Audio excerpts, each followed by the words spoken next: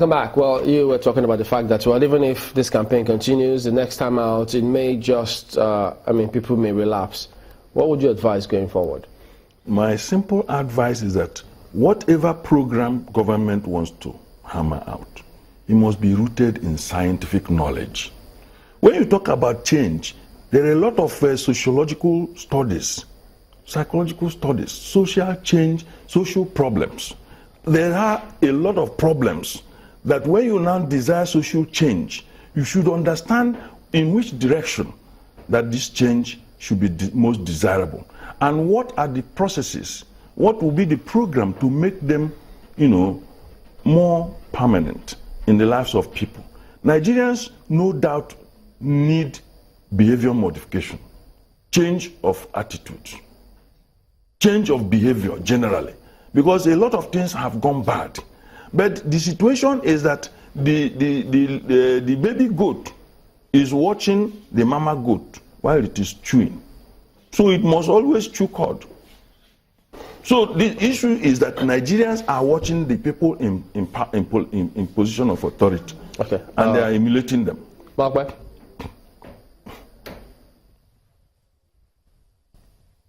well, I think Mr. Nnaji is speaking to the issue right now. I mean, he talked about how, a lot of people, I don't know how to put it now. He talked about how, change is definitely needed. The question is, how do we begin to bring in this change? You spoke about enforcement much earlier and how you believe that, enforcement should be a part of this. Now, the government is afraid that if they do bring enforcement as a part of this will take people back to the military era. How do you think they could have brought this without talking about enforcement alongside?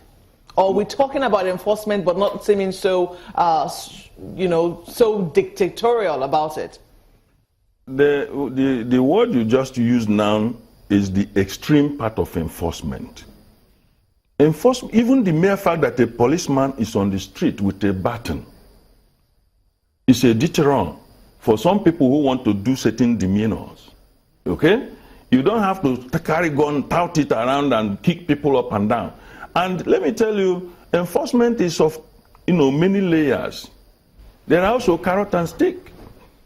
But like I said, bring the carrot first. Because if I want to punish a child for misbehaving, I can tell you are not going out with others. And there will be no ice cream. But that will be on the condition that the child knows that I used to buy ice cream when they go out. So that he knows he is going to miss something. He says, I'm going to deal with you. Then he says, since you have been dealing with me, I'm already dead. So why are you even threatening to kill me? I'm already dead. And that's what Nigerians are telling you now. So if we are fighting corruption, the way we are fighting corruption now is not sustainable. It's just something that you see is it's a flash. Okay?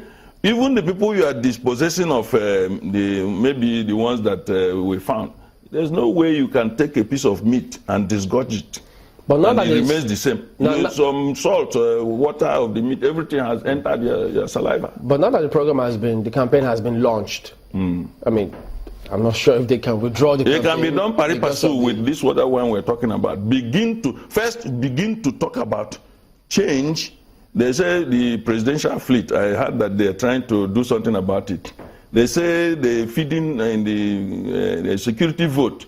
The president should say the security vote that is dividing it into two and maybe giving it to IDP camp or whatever. People say that may be a pedestrian way of talking. We look at the cabinet, like I said. Yeah, a lot of them are jactitating. They don't even know what they want to do. And then some of them don't have enough confidence to confront the president with certain facts that if you go this way, this will be wrong. Everybody is clapping.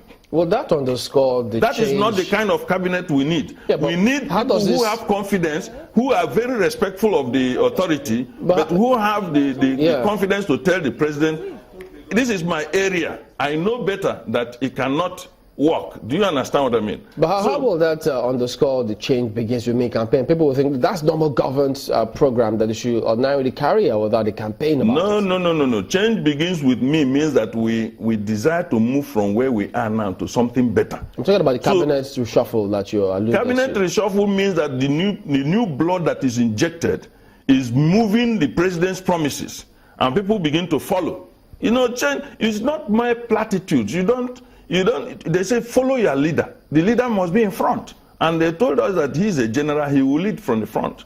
So he should get people, as a president, he cannot do it all. And we know his own limitations too. He's not an economist. He's not a lawyer. He's not an engineer. He needs people, but as a group leader, as a team leader, he should be able to, a cook, for Christ's sake, is not salt, is not onions, is not vegetable, is not meat. But he should be able to put these condiments together and make a pot of soup. Blend it.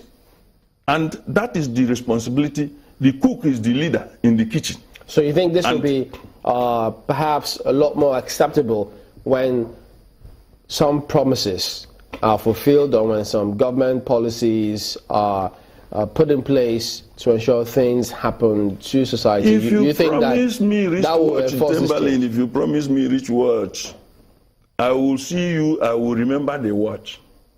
If you are telling me stories, I'm already switched off. Because the promise was firm. You understand?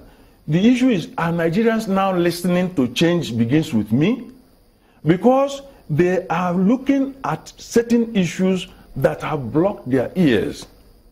So if you begin to unravel some of these problems, some of which you promised to, the president and his team promised to help, to ameliorate. You understand? If you begin to put your leg down towards achieving them, you begin many things, you begin to see that many things will begin to change on their own, willy-nilly. You don't need much preachment. Nigerians, like I said, are very good followers. Majority of Nigerians are very good people. But you say our situation makes people bad. But you say, haven't launched the program, you should go along. Having launched the program, the masquerade is already in the village square. He must dance.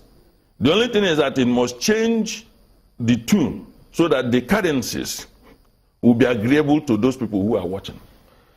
Mr. Chima Nnaji is a legal practitioner and a good governance advocate. Thank you for coming on this morning. My pleasure. We'll have other perspectives coming up after the moment on the same matter. To join us again.